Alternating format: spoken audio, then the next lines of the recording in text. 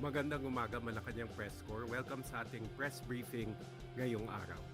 Good news muna tayo, hatid ng administrasyon ni Pangulong Ferdinand R. Marcos Jr. sa Bagong Pilipinas. Damang-dama na ng mga nasa vulnerable sector ang ginhawang dala ng Benteng Bigas Meron Na o BBM na rice program sa kanilang pamilya. Tunghayan natin ang kwento ni Nanay Brenda sa video na ito. Para sa pamilya ni Brenda mula sa Mandaluyong City, ang programang Benteng Bigas Meron Na ng administrasyon ni Pangulong Ferdinand R. Marcos Jr. na nagsimula nitong Mayo. Ang pamilya ni Nanay Brenda ay kabilang sa mga nakikinabang sa programang ito dahil ang kanyang anak na si Kimberly ay isang solo parent. Ang Benteng Bigas Meron Na ay naglalayong pagaanin ang buhay ng mga Pilipino, partikular na ang mga senior citizens, solo parents, miyembro ng Porpies at mga persons with disability. Talagang napakalaking tibig sa amin, may hirap dahil talagang napakamura niya. At talagang nakakatipid talaga ng gusto ko ng mga hirap dahil ay lang talaga kaya ng budget namin dahil sa hirap ng buhay. Anya pa, malaking pagbabago ang naidulot ng murang bigas na ito sa kanilang araw-araw na pagkain. Lalo pat ang kanyang asawa ay isang tricycle driver na kumikita lamang ng 400 pesos sa bawat pasada. Walang kami katao kumakain sa loob ng, isang araw. Wala kami kumakain. Minsan tulis na, ay 2 beses isang araw kami kumakain. Ngayon, 3 beses. Malaking tipid din siya dahil minsan may sumusobra para sa pang merienda na. Dati hindi nakapag-merienda, ngayon nakapag-merienda na. Ang programang Benteng Bigas Meron Na ay alisunod sa kautusan ni Pangulong Marcos na magkaroon ng mura at may kalidad na bigas para sa pamilyang Pilipino. Dagdag pa ni Nanay Brenda ay suki talaga siya ng 20 pesos na bigas na ito dahil bukod sa murang presyo ay magandang klase pa ito na siya namang pinagpapasalamat niya sa Pangulo. Maraming salamat sa bigas na 20 pesos kasi nga po natupad na yung sinasabi niya. At maraming taong talagang nakakatipid. At talagang dinalagsa yung ganung kagandang klaseng produkto ng bigas niya. Sinamahan namin si Nanay Brenda na isaing ang 20 pesos na bigas na kanyang binili sa kadiwa ng Pangulo Store na malapit lamang sa kanilang tinitirhan upang malaman kung maganda nga ba at dekalidad ang bigas na ito. Aniya, maganda ang texture ng bigas habang ito ay hinuhugasan. Ang 20 pesos na bigas na ito ay galing sa NFA na siyang binibili sa ating mga lokal na magsasaka sa tama at nararapat na presyo na sinisiguradong hindi sila malulugi. Kung titingnan sa malapitan, ay makikita mong maputi ito at maninis. Sabi pa nga ng binilhan ni Nanay Brenda, ay may hahalin tulad ito sa mga commercial rice na nabibili sa merkado. Nang maluto ang kanin, Lang din naman sa 45 pesos na bigas na nabibili namin dati. Ngayon talaga napakamura itong 20 pesos na bigas. Dahil pareho lang naman talaga sila ng lasa at masarap talaga siya. Mabuti, maayos siya. Talagang maganda lang ang bigas niya. Maraming salamat po kay President dahil nga po natupad na po ang 20 pesos na bigas. At lahat po kaming mahirap talagang nakakapag-budget at nakakatipid. bukod kay Nanay Brenda, ilang benepisyaryo pa ang nagpasalamat kay Pangulong Marcos para sa inisyatibong ito.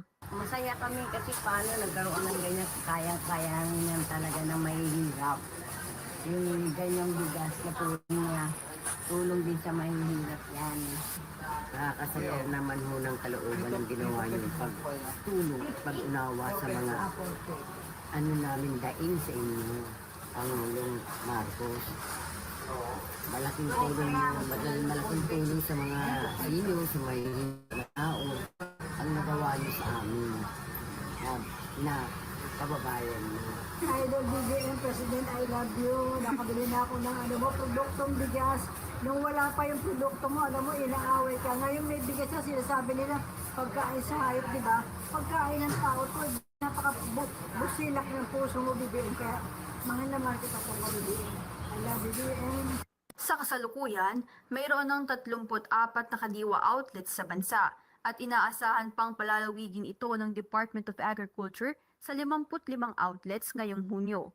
Ayon kay DA Secretary Francisco Chu Laurel noong May 19, may natitira pang 1 milyon na sako ng milled rice na nakahanda para sa distribusyon.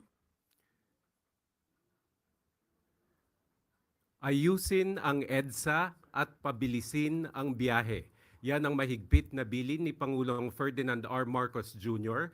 bilang paghahanda sa pagsasaayos ng EDSA simula June 13, 2025 hanggang 2027. Kaya naman magkakaroon ng ilang adjustments sa EDSA busway at MRT3. Panuurin po natin ito. Bigin-biginan ng Pangulo natin, ayusin natin ang EDSA, pabilisin ang biyahe, pasimple ng buhay ng tao.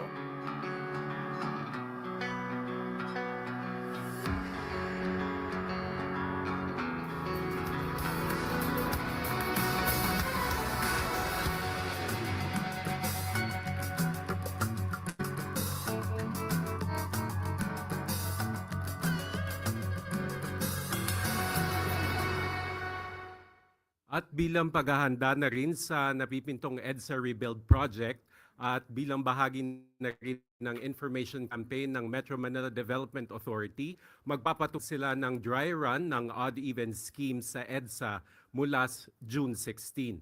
At para bigyan tayo ng detalye tungkol dito, pati na rin sa No Contact Apprehension Policy, makakasama natin ngayon ang mga taga-MMDA na sina Attorney Victor Maria Nunez, ang Head ng Traffic Discipline Office, at si Mr. Gabriel Go, ang Head ng Special Operations Group, Strike Force. Magandang umaga po sa inyo, sirs. Thank you very much po, Asik Villarama, and good morning to all the members of the Malacanang Press Corps. Yes po, actually last Monday we had a press briefing when our chairman, Chairman Don Artes, announced that this coming June 16, we will start our odd-even scheme, pero po ito ay dry run lamang. It will last for 1 month, and after that, titingnan ho natin, re-reviewin natin kung effective ba ito at kung may mga modifications or mga adjustments pang mangyayari. And I would like also to clarify regarding the issue dun po sa NCAP about emergency vehicles. Gusto po naming iparating sa inyo na lahat ng emergency vehicles, ambulances, fire trucks, yung mga gamit po ng ating kapulisan, exempted po sila. Ang mahirap lamang kung gawin namin, yung gawing automatic yung sistema sa NCAP namin na outright exempted sila. Kasi po, pati yung mga VIP na mga private vehicles na mga wangwang, makakasama po ito kapag automatic naming isasama sa system. Pangalawa po, may mga nakita ho kami at sa aming obserbasyon, siguro po sa ilan sa inyo hindi pa alam na may mga ambulance, yung mga FB, ang tatak ambulance, but they are operated by funeral services. Ginagamit lamang ho pangkuha ng patay, hindi naman po papunta sa hospital. So, we have to validate kung yung mga may mark na ambulance at may mga wangwang talagang totoo at legit na ambulance or emergency vehicles. And pangatlo po, nakikiusap din kami sa mga emergency vehicles na kung wala naman talagang emergency at wala namang re-respondihan, sana po ay sumunod naman sa batas trapiko at sana wag naman pong abusuhin yung pribileyo na binibigay ng ating gobyerno sa kanila. Yan lamang po.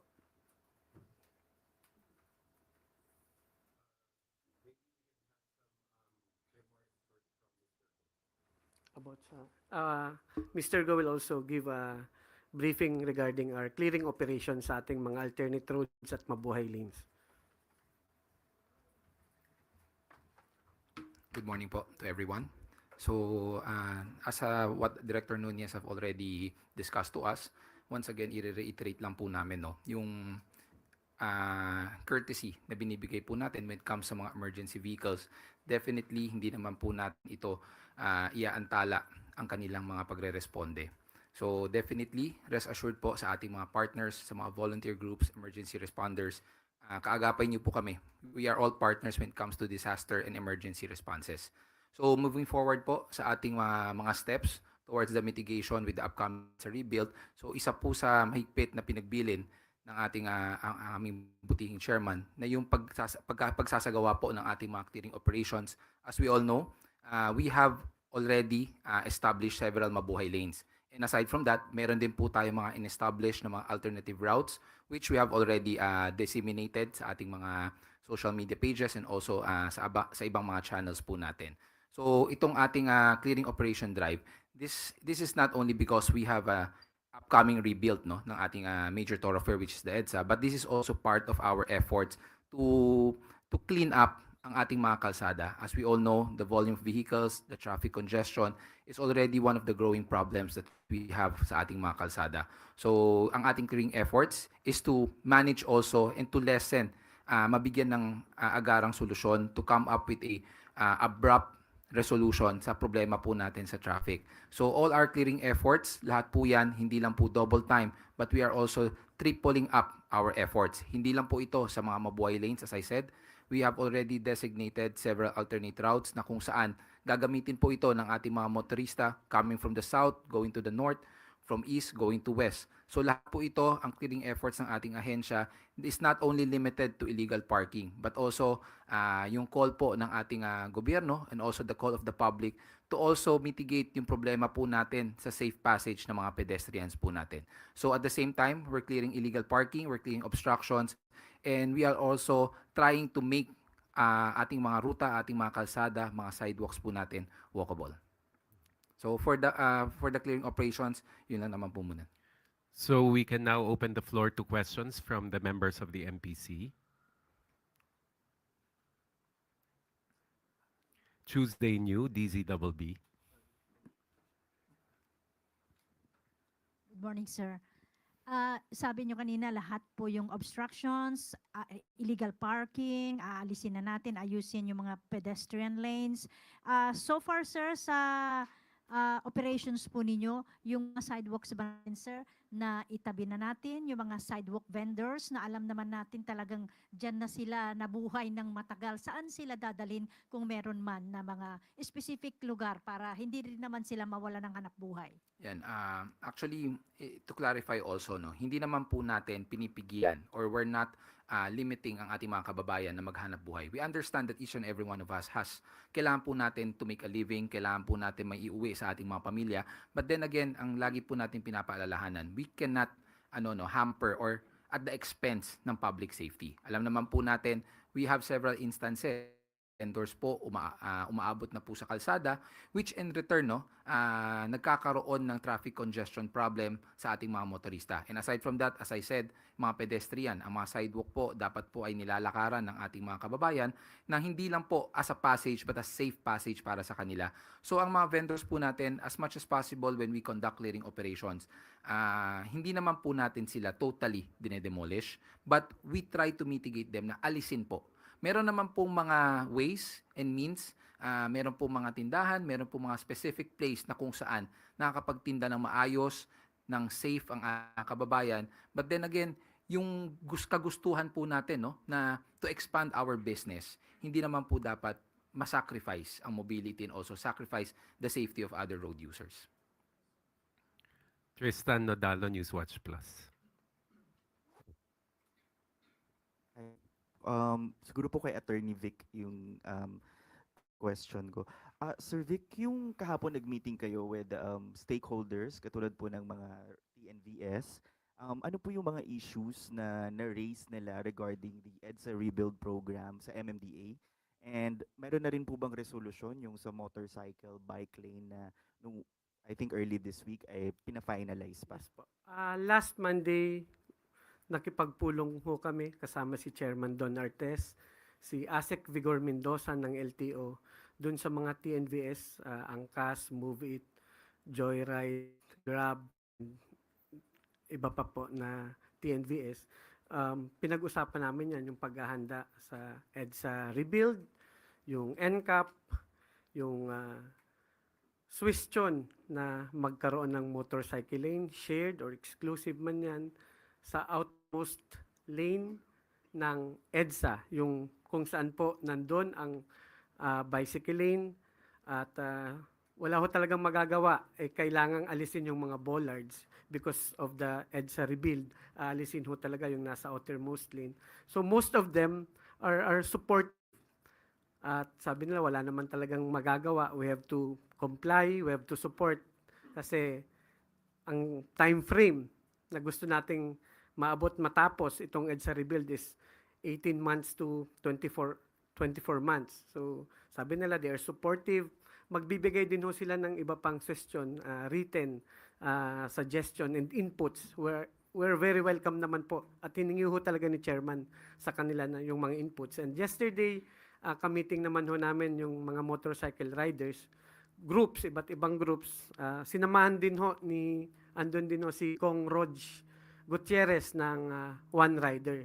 So, ang stand ho nila, ayaw ho nila yung na iipon lamang sila sa isang lane. Kasi sabi nila, maraming maapektuhan ng mga riders na nasa TNVS, yung mga nagdi-deliver. So, maapektuhan naman daw po yung mga hanap buhay. Pero yung grupo po ni na Sir Atoy Santa Cruz ng Motorcycle Association din po, they are in favor of that, na may designated exclusive motorcycle lane because sabi nila, hindi natin pwedeng i-compromise ang safety sa bilis para makauwi ka ng maaga. Kasi in 3 days sa paglunsad ho natin ng NCAP, nakita naman natin trending sa social media na sumusunod ho talaga.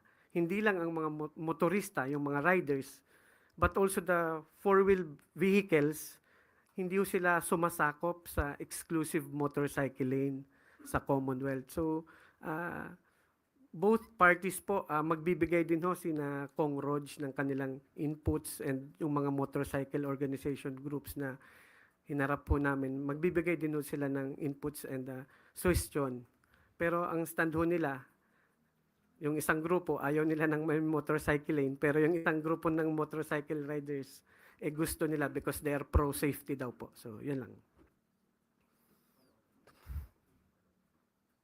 So ano pong resolution dun, sir, sa cycle lanes? May come June 13, may exclusive na po ba or wala pa? Wala pa po kasi hindi pa namin na-meet naman yung mga bikers and mga mobility groups. So, we will also set a scheduled meeting with them and papakinggan din namin ang kanilang mga suggestion at after that, saka ho kami maglalabas ng final na desisyon regarding doon sa motorcycle lane. Yun lamang po. Christian Yosores, Radio 630. Okay, sir. Siguro po kay Sir Gab. Na-mention niyo po kasi yung mga clearing operations na ginagawa ninyo and mostly po ng mga nakausap namin mga motorista na naapektuhan doon nga po sa NCAP and at even skip. Ang kanilang target sanang daanan yung mga inner roads. Pero ang problema naman nila, siksikan dahil sa mga double parking, yung mga illegal parking, yun yung kinakaharap naman po nila. Ano po ang gagawin doon ng MMDA para magamit naman as alternative roads yung mga inner roads natin? Tama po kayo, no? Actually, the priority or yung use ng ating mga alternative routes is to make travel time faster, to provide mobility sa ating mga motorista. So that's why no, ang ating mga clearing operations, hindi lang po natin kino-conduct ito on a certain time. We do not conduct it in the morning or in the afternoon only. Tuloy po ito. We have already launched our intensified clearing operations na kung saan simultaneous ang ating pagki-clearing. We have, like in our case, sa special operations po, 3 grupo po ang nag-ooperate sa isang umaga. So we are already operating several areas in just a single span of time frame. So 3 oras, 3 hours in the morning, we are already operating Manila, San Juan, Mandaluyong, Navotas, Caloocan. So yung simultaneous operations po natin, it helps in alleviating the problem of illegal parking. And aside from that, meron po tayong efforts together, hindi lang po dito sa ng ating ng Metropolitan Development Authority, but also along with our local government units. That's why meron po tayong mga holistic approach that we are trying to to ano no to use, such as yung pagki-clearing po natin kasama ang lokal na pamahalaan, andyan po ang barangay, andyan po ang local traffic enforcement, because as we all know, these alternate routes, itong mga alternatibong kalsadang ito, yung mobility po niyan is as I said, no, to provide faster traveling time. Kung ito po ay magiging a parking lot, an extension of our parking lot, then it would defy the purpose. So that's why ang ginagawa po natin, we are doing an holistic approach na kung saan lahat po ng ahensya ng enforcement, lokal, ang MMDA, barangay, nagtutulong-tulong po tayo. Dahil after the clearing operation, it is also the responsibility ng lokal na pamahalaan at ang mga barangay para tulungan po tayo to monitor, or if ever naman po kailangan po to do follow-up operations, andyan na po ang ating ahensya na tuloy-tuloy po ang ating efforts to go about not only mabuhay lanes, alternate routes, but also mga ibang major thoroughfares po natin. Kenneth Pasyente, People's Television.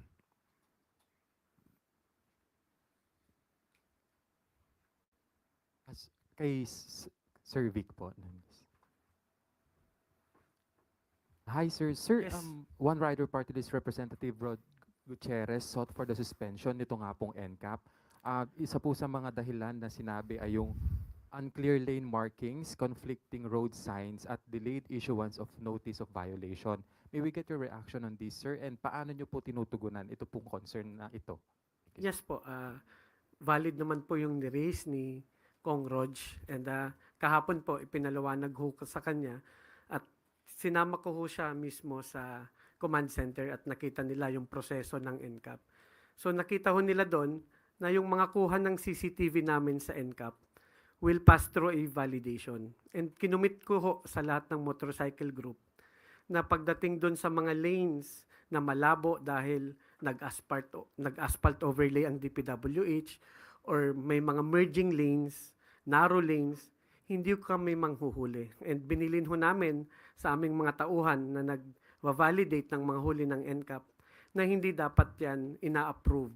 Since ang NCAP ho namin may validation process, manually na tinitingnan pa rin ng mga personnel namin whether tama yung pagkaka-capture at idediretso sa notice of violation. Inassure ko po si Kong Rog na hindi yan mangyayari since ang problema naman sa atin at hindi maiwasan na may mga asphalt overlay at rehab yung DPWH sa ibang kalsada outside of EDSA. So we want to be fair and maging patas sa mga motorista na hindi naman ito capture lang ng capture since marami ho kaming ini-invalidate at dinidisapprove na mga kuha ng CCTV. Lalong-lalo na yung sa mga emergency vehicles, hindi ho namin yan tinutuloy para magkaroon ng traffic citation.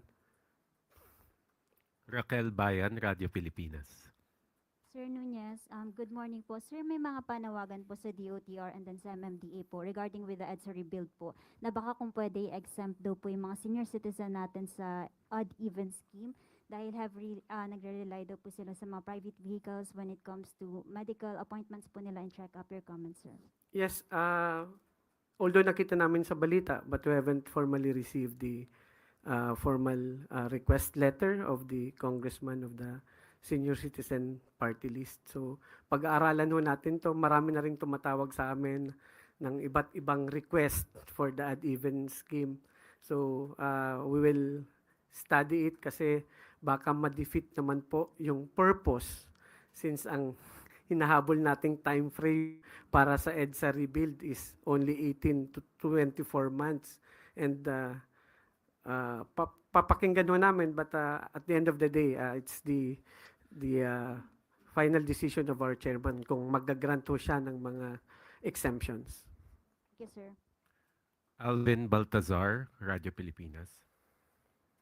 Attorney Vic, magandang umaga po. Good morning. Attorney, para lang magkaroon ng idea yung mga motorista, magkano po ba yung penalty sa bawat violation? At pagka hindi na isettle yung penalty, anong mangyayari? Yes, we've released sa social media yung top 20 common violations. This is a product of the single ticketing system. And kapag hindi naman po na-settle yung kanilang violation, ang MMDA po walang surcharge or interest.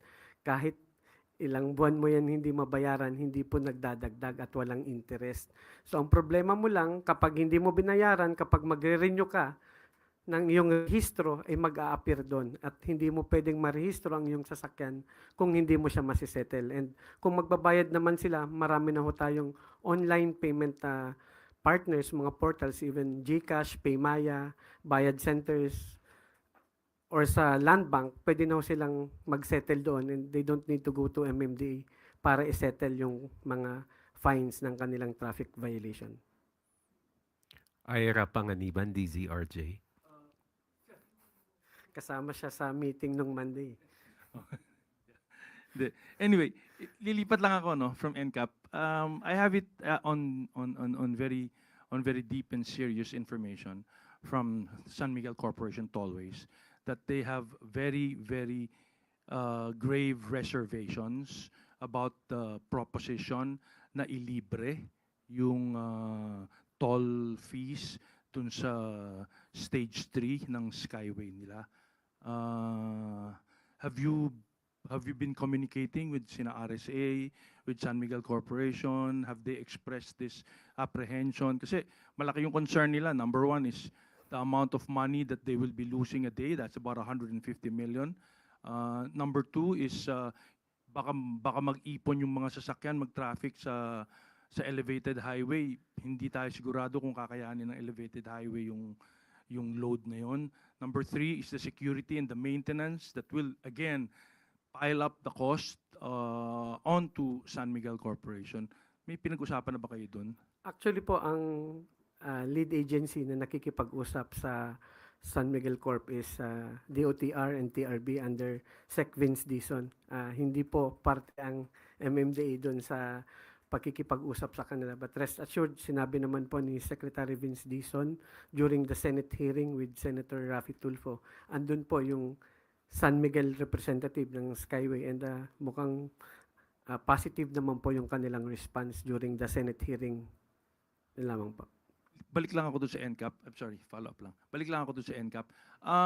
Ewan ko kung natanong na, pero yung apprehension na there are some plate number endings that may end up using their cars only once, one day a week because compound na Hindi yung, po. ano? Ang ad-even scheme will be implemented sa EDSA.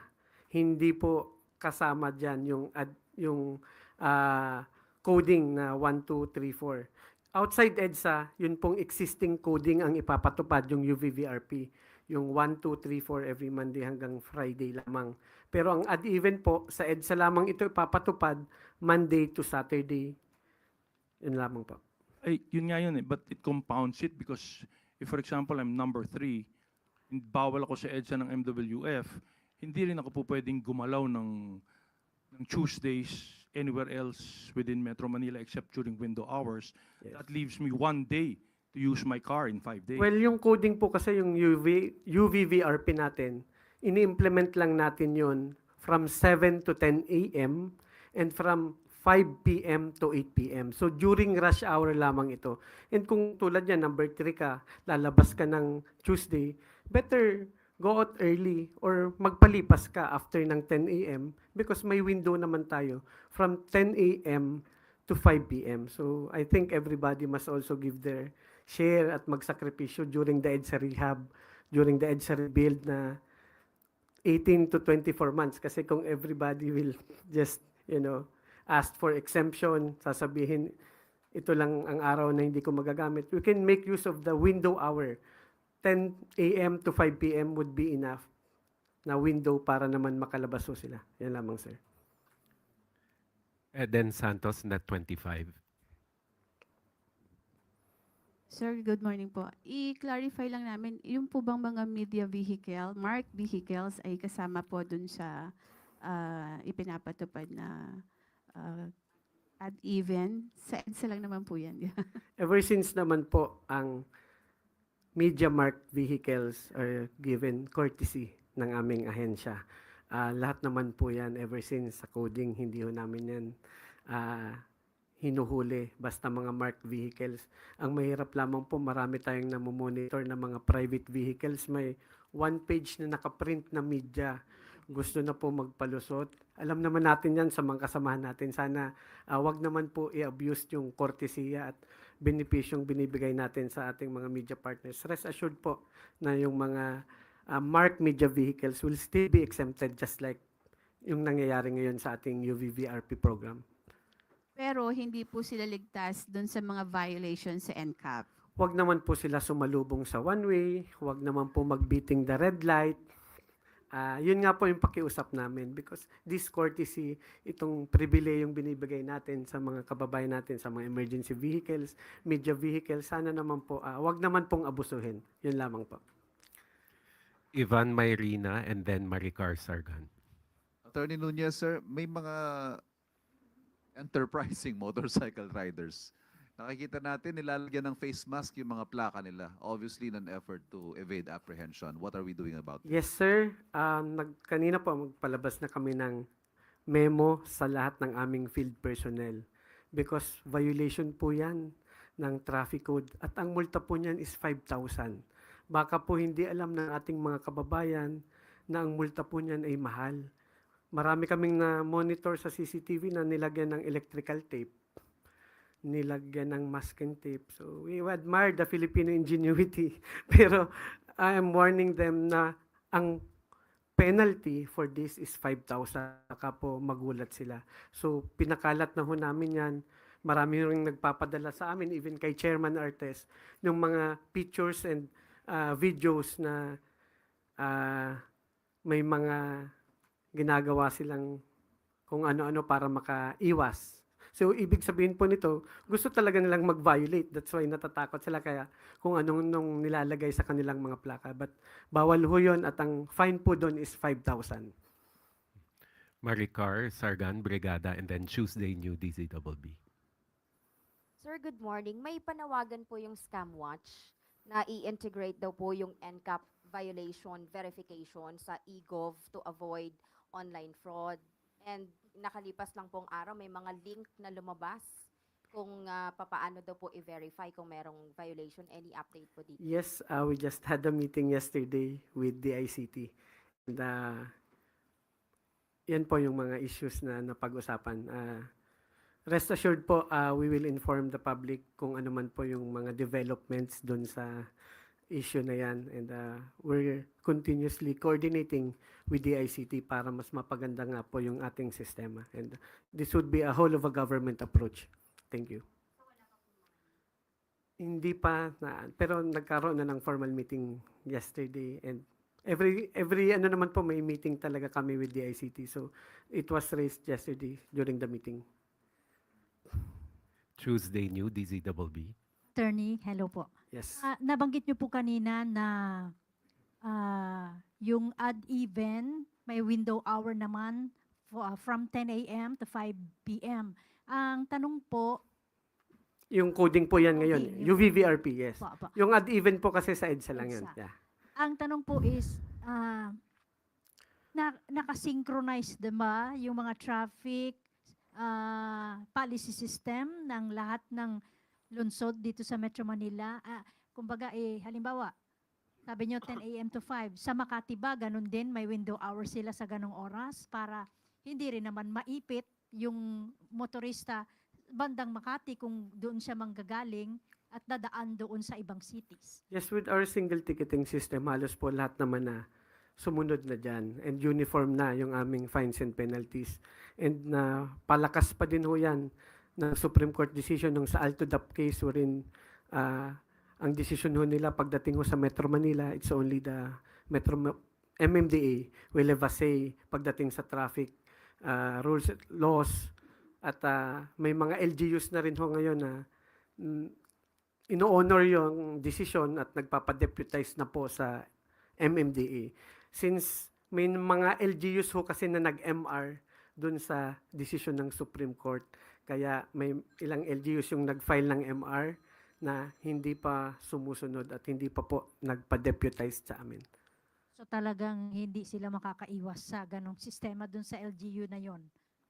kung saan man yan. Yes po, for now, because we're awaiting for the resolution ng kanilang MR and hopefully mailabas na rin para at least alam na nila na pagdating sa Metro Manila, it's only MMDA ang may jurisdiction sa pagdating po sa traffic laws and regulations para maging uniform na ho talaga lahat. Thank you, sir. Eden Santos, Richbon Quevedo, and then Alvin Baltazar. Pwede mo kay Sir Go. Sir, kasi alam naman natin na yung mga kababayan natin talagang may mga pasaway, di ho ba? Talagang hindi tumitigil sa pagpapark sa kanilang labas ng bahay o kaya sa kalsada. Wala po ba tayong plano na for long-term solution ano po nitong ganitong problema? Ibuhayin ulit yung panukalang batas na yung no car, no garage policy para yung mga bibili po ng sasakyan, check na merong paglalagay ng kanilang meron silang garahe.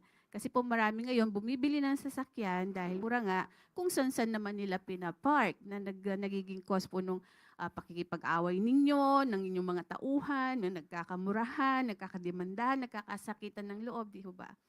Yung pong long-term solution, ano po yung plano natin tungkol dito? Well, marami tayong mga long-term solutions that we are looking into, no? But yun nga po this should be a whole government approach. Hindi lang po ito ng, kumbaga, magiging shoulder ng isang ahensya.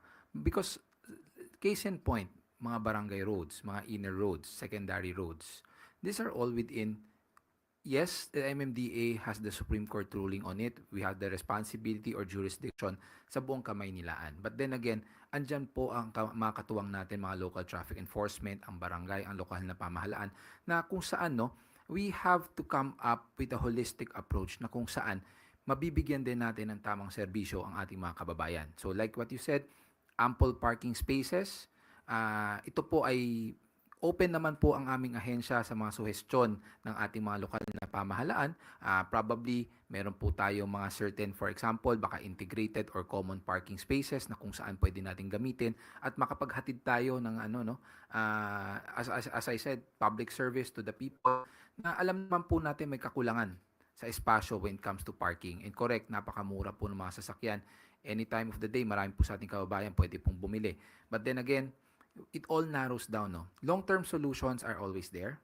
However, with the current situation ng ating environment, ng ating developing roads, no, we have to come up with the immediate action. So, ang immediate actions po natin dito is, don't get us wrong na hinuhuli lang namin kayo ng hinuhuli. We are not in the business of apprehending. Wala po tayo dyan. Ang gusto po natin, if you have a violation, yes, you have to be apprehended. There is a penalty. But again, we also have to tackle the behavioral aspect of our violators. Kaya po ang ating mga clearing operations, yung mga panguhuli po natin, hindi po natin nililimitahan ang sarili po natin ng ating mga enforcers na may violation ka, ticket ka na lang, and you can move forward. Hindi po ganon. Now, we have to also tackle yung re-educating people, re-educating our motorists, and somehow para magkaroon po tayo ng sensitive nature and consideration also to the other public or to the other people using the road. Richbon, Eden. Well, that is na po, no? It is also sa po yan, no? Sa Congress na po ang magsasaad po niyan kung ito po ay bubuhayin natin. But rest assured naman po, marami po mga mitigation factors and ways that we are looking into. Richbon Quevedo, Daily Tribune. For Attorney Vic po. Hi sir, can you tell us more about po the ilo-launch na app ng MMDA to monitor the violations of NCAP? Yes po, thank you for raising that up. Within a week or two, maglalabas ho kami ng bagong app, yung parang mayhulika.com. But now, mayroon na ho siyang one-time password. Hindi ho tulad ng dati, na kahit sino, basta alam mo yung plate number, you can just type and search. That would be violative of the Data Privacy Act. So now, during the meeting with the telco company last Monday, andun si Sir Ira na witness niya kung paano namin gagawin, will ensure the public na pwede lang hong mag-search or mag-inquire is the registered owner of the vehicle and may one-time password siya para hindi naman po ma-abuse at hindi natin ma-violate ang data privacy law. That's it. May limit po ba kung ilan vehicles po yung pwedeng i-register with the app, or basta lang po as long as it's the same owner, yun po yung lalabas doon Yes. sa app? Kung meron ka hong 5 sasakyan nakarehistro sa'yo, then you can inquire for your 5 vehicles sa app. Follow up po related din po sa NCAP. Is it possible po ba na yung bike lane is maging shared lane so that motorcycle users can pass through it if ever po na magsobrang traffic na po? For example, like EDSA or sa other parts po ng Metro Manila. Yes, isa po yan sa mga posibilidad na na-raise. But then, sabi ko nga po kanina, we cannot say a final decision since we haven't met with the mobility and bikers group. After that, saka lang ho kami magkakaroon ng final na decision regarding that. Po sir, sorry. Our office is near the Buendia po, so with regards to the bus terminals in Taft, allowed pa rin po ba sila mag-operate over there considering that we have terminals like PTEX? Yes, sir. Actually, I just came from a meeting. Nag-host po ang MMDA sa 17 LGUs, yung mga traffic heads ng 17 LGUs ng NCR just this 9 o'clock. And yung issue na yan, we've raised that along Buendia Taft. So, rest assured that we will find a solution there. Pwede kami maglagay din ng additional CCTVs to monitor para mas madaling makuha yung mga nagba-violate ng mga public utility vehicles, lalong-lalo na yung mga nag-i-standby in that area, sir. Thank you po. Last 2 questions.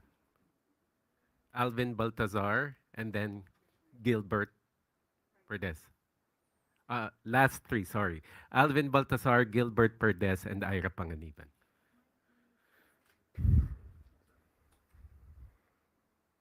Attorney, tungkol doon sa e-vehicle, paano yung liability nila? Kasi wala naman silang lisensya, wala naman silang rehistro sa pagkakaalam. Meron po. Actually, ang hybrid and e-vehicles, meron ho silang kakaibang plaka, yung color green. So, mas madali ho naming ma-detect yung exemption nila because they have a distinct plate now. All hybrid and e-vehicles. Nire-registro pa din ho yan and ang kakaiba lang ho is their plate. Distinct po yung plates nila. Kaya madali rin naming malaman kung exempt sila sa coding or ad even scheme. Ang tinutukoy ko, baka nagkakamali din ako, attorney, yung parang trike na e-vehicle. E-trikes, e-trikes, e-bikes. Sorry.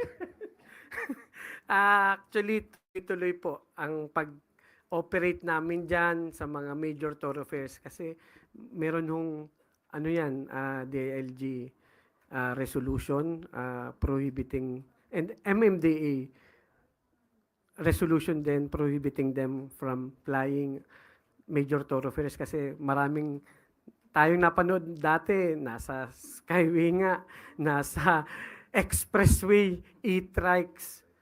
So, patuloy pa rin ho nating ina-apprehend yan. At hindi rin ho yan kasama doon sa Evidalo na exempt sa coding kasi ang nasa Evidalo yung 4 wheels lamang po. Ano ba yung parusa sa kanila? Ini-impound po kapag walang lisensya. Kasi sa e-trike talaga, Yes. alam natin walang lisensya at rehistro, sir. Magkano yung pagka gusto nila i-recover? Separate po yung towing fee, separate din yung penalty for the violation ng MMDA resolution prohibiting e-trikes, tricycles from plying major roads in Metro Manila. Salamat po, attorney. Gilbert Perdes, DWIZ. Good morning po, attorney. Good morning. Nabanggit niyo po kanina yung maglulunsad kayo ng myhulika.com na website at pwedeng i-verify doon ng mga owners yung kanilang, kung meron silang huli po. Pero nabanggit niyo po na yung owner lang, yung registered owner lang yung pwedeng mag-verify. paano po yung mga nagmamay-ari ng yung mga third owners na wala ng contact dun sa unang yung pinaka-may-ari talaga ng sakyan. Paano ho yun i-contest ho yun ay may huli na siya? That's the solution. Iparehistro nila yung kanilang mga sasakyan because there's a new law na nagsasabi na dapat yung mga second-hand vehicles must be registered within 20 days from the issuance of the deed of absolute sale. Masyado nang na-abuse yan. Maraming nauso dito na open deed of sale kasi parang mas mahal ang resale value. But now with this, they'll be forced to register their vehicles kasi otherwise magko-compile. And another thing, magkakaroon din kami ng MOA with LTO. Yung notice of violation po na ipapadala sa mga nag-violate ng NCAP, nakaka-copy furnished na po ang Office of the LTO Chief para alam din nila, lalong-lalo na yung mabibigyan ng mga show cause ng LTO. So, in a few days, magkakaroon ho kami ng MOA with that. So, Pero kung halimbawa po may i-contest po nung violator po yung wala na siyang chance na i-contest kasi nandun na po no, sa pwede niya pa rin i-contest kasi may link pa din siya. At pag pwede siyang maalalaman niya lang na may huli siya kapag nagparehistro siya after a year. So kung hindi na transfer at hindi niya nakilala kung sino ang pinakaunang owner noon, talagang he has no chance but to register it na. Kasi wala talaga siyang means para maka-inquire. Kasi ang mag-appear pa din sa database namin is the original owner na nakarehistro sa LTO. So that would be, I think, deterrent din na yung nagpapalipas ng matagal na panahon bago magparehistro. May batas na po yan na dapat within 20 days irehistro yung mga second-hand vehicles. Thank you po. Last question, Ira Panganiban, DZRJ. Sir, Vic, two questions. Yung una, natatanong sa akin ni Atty. Consunji. Yung mga notice of violations issued pre-TRO ng August 2022 sa LTO, meron pa ba? Ipa-delivered, when does the MMDA and OV prescribe? Well, during the time of the TRO, it won't have any effect po kasi naka-TRO nga kami. Hold po yun. But prior TRO, they have to settle that kasi valid pa po yun. Hanggang ngayon? Yes. So from the time lang nung 2022 that nailabas yung TRO, only then that hindi naman yan magiging valid at it wouldn't have any effect. But from last Monday, start na po yan and yung a day before kami na TRO, that would still be valid and kailangan isettle. At mag-appear pa rin yan sa database ng LTO. Tapos yung good news na katanong ko. May good news. No, kasi nung Monday, when I met with you guys, kasalubong ko yung mga telco people, yes. Globe people and the smart people, and you were explaining that aside from that website where we will text and we will figure out, we will be sent text messages kung nakarehistro yung telepono namin dun sa registration namin with the MMDA. Yes. Will this happen? When will this happen? And how quick will the text messages Yes. arrive once we violate some a law on EDSA? Yes po, we're working it double time since nandun naman kayo, nakipag-coordinate kami sa LTO. It will now be mandatory kapag nag-rehistro ulit kayo, nag-renew kayo ng rehistro na magbigay ng phone number and email ad. So that kapag nagkaroon kayo ng violation at chinek namin sa database, appear ang registered owner, email ad, and the phone number. Then within 1 hour, you can receive a text message and we can send you the clip na kung paano kayo nag-violate ng particular traffic violation sa inyong email ad. So we're working it out and we're very happy na very cooperative po sa amin ang LTO and yung mga telcos company to help us para mas maging mabilis ang pag-send namin ng notification sa mga lumabag ng traffic violation sa NCAP. Alright. Maraming salamat po.